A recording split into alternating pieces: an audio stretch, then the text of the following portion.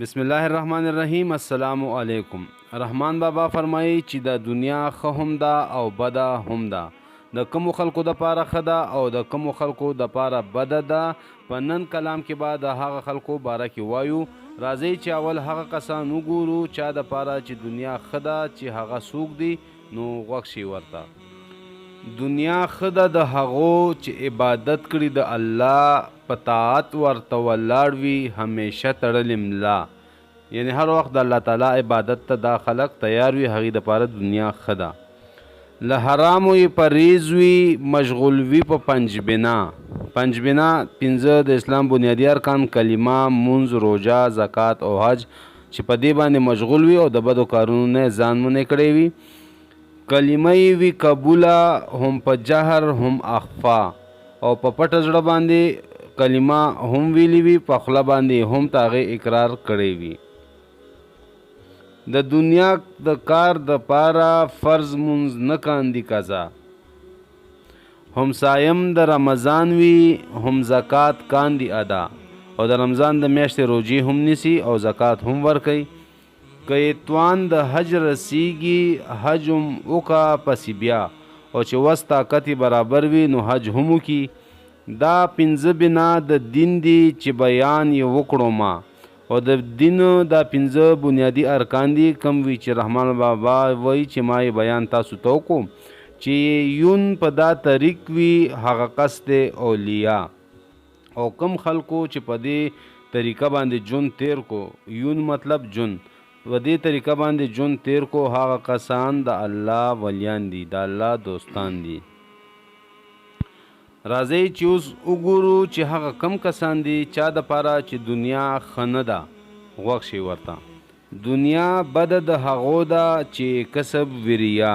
دنیا هغه خلکو د پاره بده ده کم خلکو چې ټول عمر صرف د مخ مروت د پاره کار کوي او د الله د رضا د پاره کار نه کوي. یا یې ټوله که په ظلم، یا د خمرو په سودا، او یا یې په ظلم باندې دولت او مال راغونډ کو، او یا په شرابو خرڅولو باندې،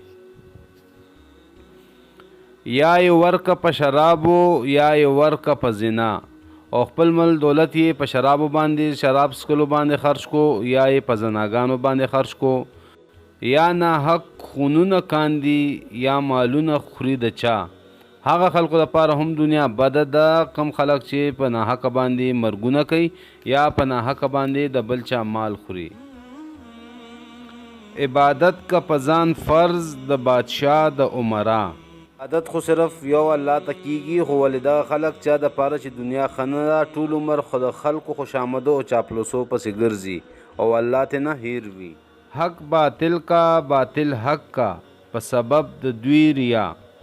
دغه خلک د حقونه باطل جوړ کی او د باطلونه حق په سترګو یې پټۍ لګېدلي وي. نه یې ویره وي له خدایه، نه یې شرم نه حیا، او دغه خلک د الله تعالی نه بالکل نه یریږي او د دې په سترګو کې شرم حیا هم نه وي. د یوې ګېډې دپاره هزار خونې کبیدیا، او صرف د یو خېټې ډکولو دپاره په زرګونه کورونه تالا کی. خونه مطلب کور او بیدیا مطلب صحرا، یعنی کور رانول. همیشه یې له ستمه واړه خلق وي په غوغا، او همیشه د پاره خلق ته د ستم د ظلم نه په ویر باندې وي، پریشان وي. گوش او هوش یې هرگز نه وي د مظلومو په جړه، او د داسې خلق د غریبانانو په جړاګانو فریادونو باندې هیڅ پروا نه ساتي. گوش و هوش نه مطلب غوږ ورتنی، پروايي پی نوي. د فرعون په سیر به ناس وي بے پروا و کبریا، او دغه خلق د فرعون په شان د چا پروا نه کوي، د کبر او غرور نه ډک وي. بتخانې ورته مخ وي و مسجد ورته شا. دغه خلق همیشه د پاره بد او ناروا کارونو ته تیار ولاړ وي، ولی ښه کارونو ته بالکل ډډه نه لګي. اختلاط که له بدانو له نیکانو وي جدا، او بدو خلکو سره میل ملاب سره ښه خوشحاله وي، راشه درشه کوي، ولی نیک خلکو سره یې بالکل نه لګي.